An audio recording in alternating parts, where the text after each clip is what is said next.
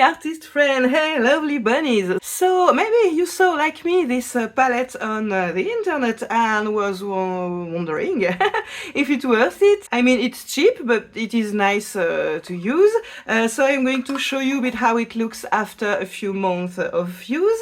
I will tell you a bit my opinion about it, compare it a bit with my regular palette choice. Those of you that know me know that I like to use metal boxes usually so that I can use them with magnets, which is kind of magical for a sketchbook use. So this kind of small sweet box or pencil boxes. This one is such a collector of Urban Sketchers Symposium in Manchester is 2016. Yeah, wow, that's almost 10 years. And so this is a kind of palette that I am used to use, that I liked to create for me, for my watercolor practice. So let's compare a bit the two, and also I will share with you a few tips if you have this palette or if you want to buy it to kind of improve a bit of its use and brings the material to its full potential. So let's talk about this palette. So obviously it doesn't come with lovely stickers in here.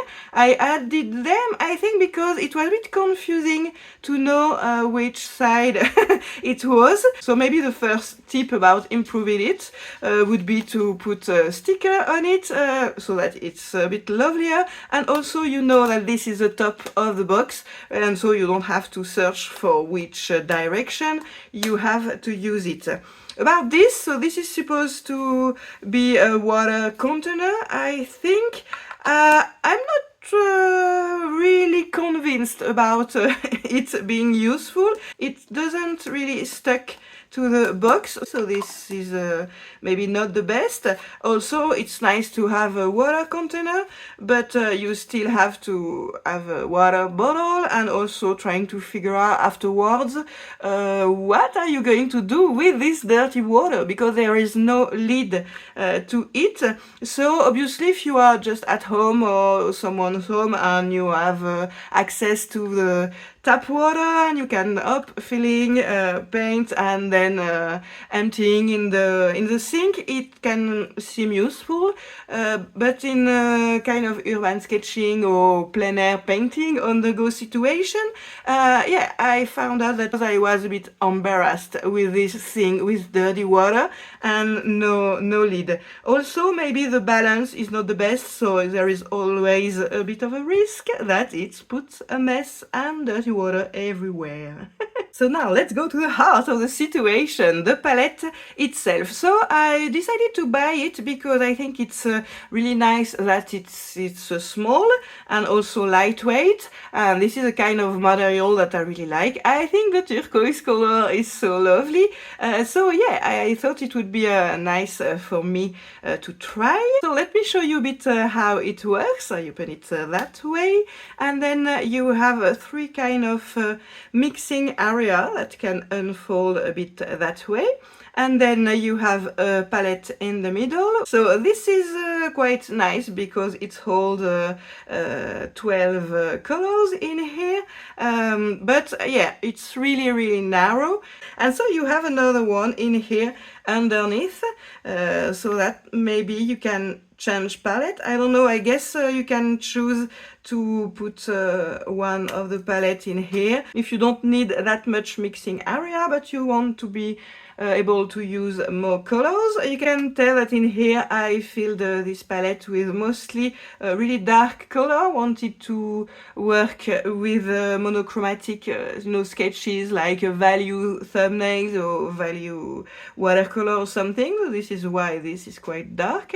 And in this one I put some bright colors, and I put quite a lot of opaque because I am working also with acrylic these times, and I thought it could be nice to have a palette holding a bit of watercolor opaques, a bit more like gouache, so that I can emulate a bit what I am doing with acrylics sometimes in the studio. So my opinion about it is first, one of the reasons I bought the palette is because of the mixing areas. When I am using my homemade boxes, I think this part is just perfect with the pans in a really lightweight box with metal, and also you have to check that the box is really really opening really flat because the lid stays like this. It's really bothering because all your color mixing and water is going to drip like that.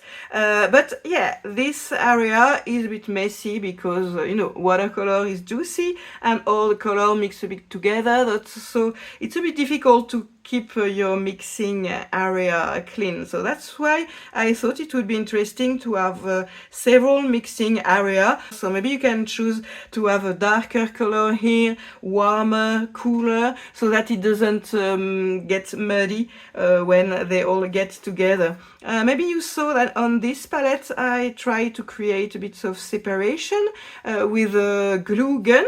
And this could be a nice idea too, but to be able to close the box, it was not possible to have the glue up to the side because it would have blocked the lid to close the box. And so finally the water is also a bit running everywhere. I still have to find the perfect solution. So I think this is nice because yeah, obviously you have several areas to mix your colors in. So about these pans areas, one of the things I think was a bit annoying is the difficulty to get the the thing out of the box. This one at the top is kind of okay if you have nail that can work with it, but I figure out the other one is quite difficult to get out of the box. If you want to invert the palette, for example, use only the one at the bottom, maybe you could have two different palette because 12 colors are already quite a lot. So my idea, rather than having them all together, was more that I could choose between the two. And so they put a bit of a hole in here on the corner to help you pick your palette in here, like this. I added a bit of a personal touch with this little piece of thread in here so that I can pull easily the palette. So this is just a string that I taped, you know, in here and make it a bit longer out there so that I can, yeah, pick the palette easily. So this is our second tip.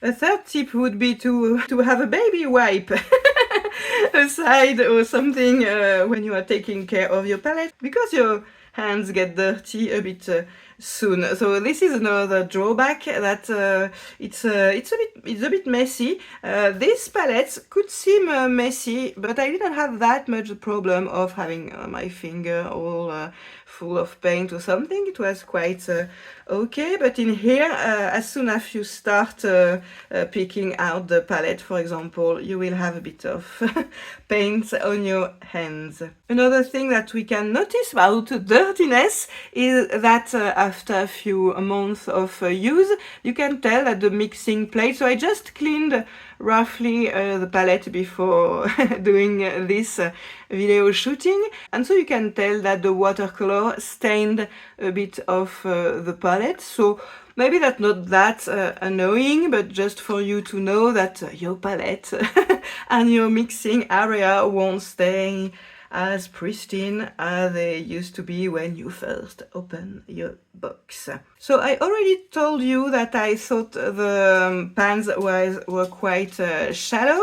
It's not really a problem for me. I think it holds enough paint, so I don't really need this kind of really deep pans. I already made some experiments sometime with shallow one like this. The problem for me is not the amount of paint, but the problem, if you fill the pan, is that you are going to have really kind of a stuck material and paint everywhere issues.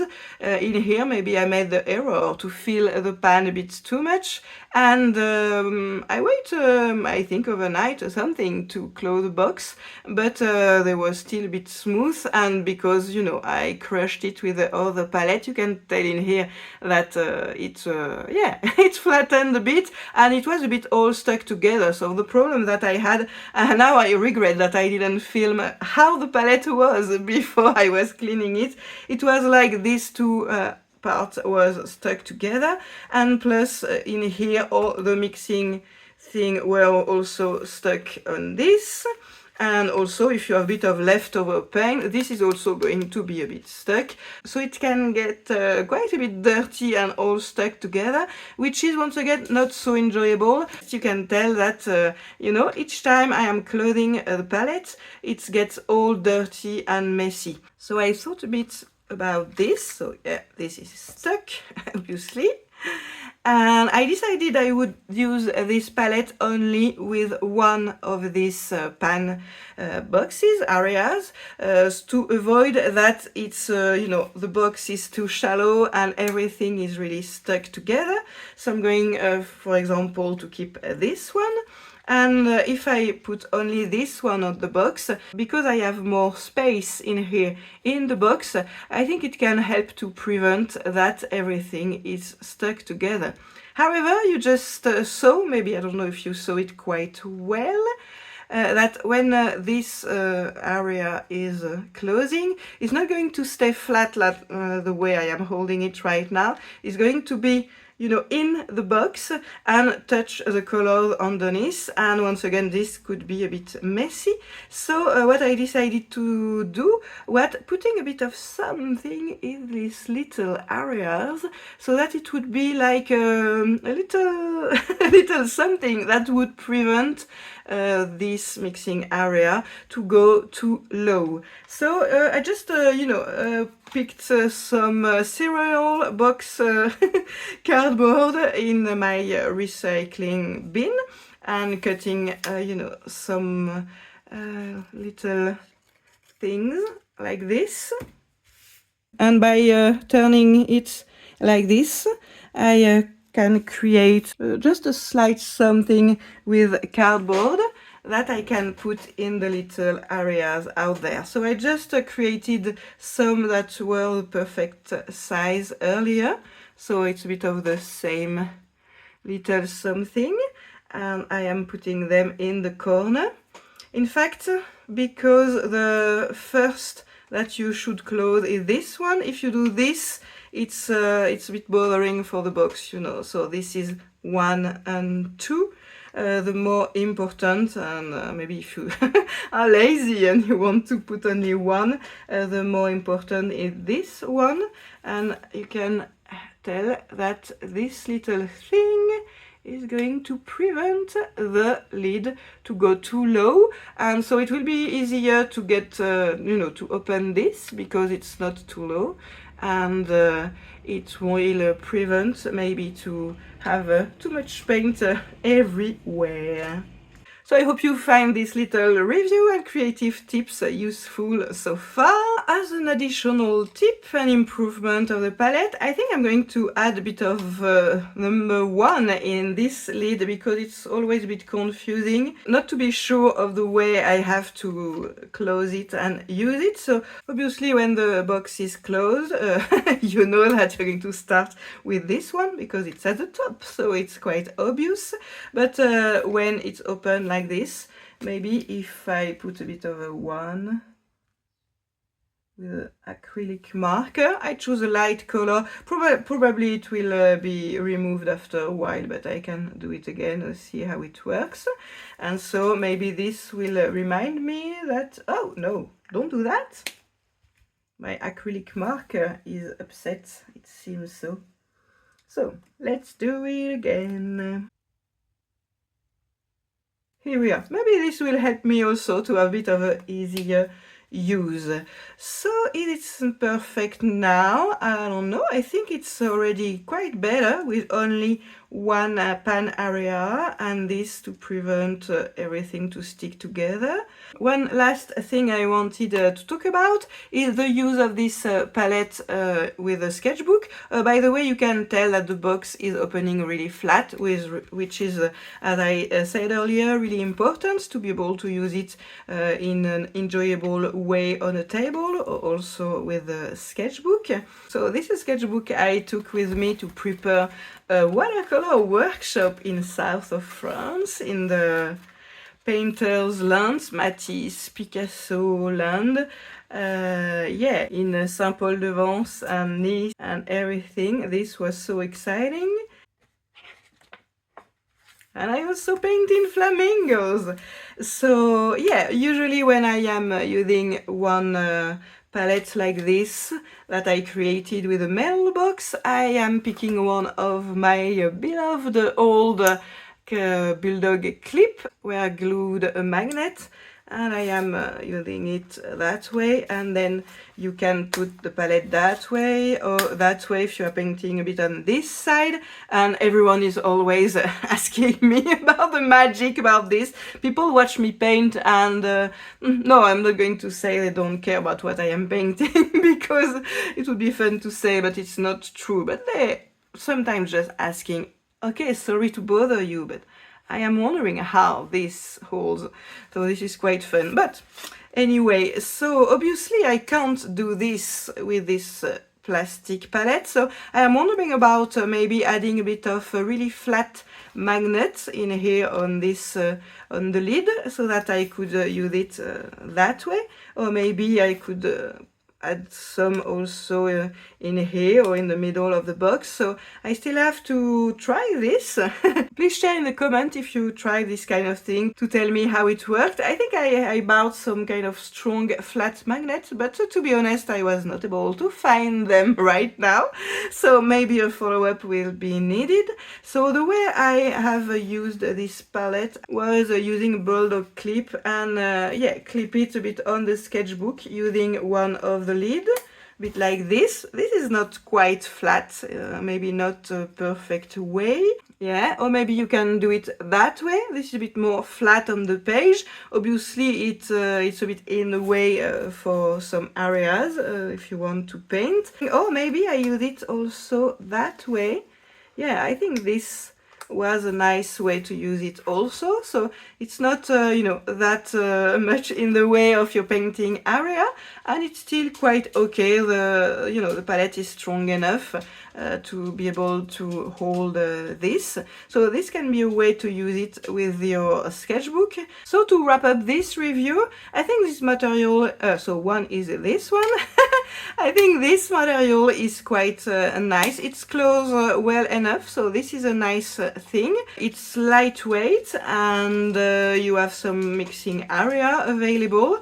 So this is kind of a nice, really little box that you could put in your bag, in your handbag, with or without this water container. And I think having 12 colors is already a nice amount of paint to use, maybe to keep some color harmony, you know, not have too much different color, and work on your color mixing also to create your own, thanks to these nice mixing areas. Once again, I would recommend that you don't carry the two pan plate together in the box.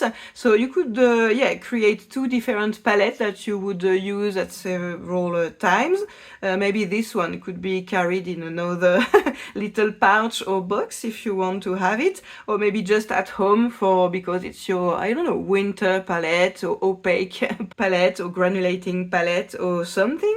I am so excited to be back for you on YouTube. I will try to keep up, but at the same time I don't want to burn out myself again. So I hope you will be glad and happy to have me back, even with a slower pace and kind of a chill approach to watercolor art, creative music, painting and slow living videos. And if you don't really know me yet, there are kind of nice, I think, archives with videos I shot a few years ago about, you know, urban sketching and watercolor and the material, the watercolor technique, sketching technique, to improve our art and craft and yeah, sketching and painting leisure, but without too much pressure and too much overthinking, hopefully.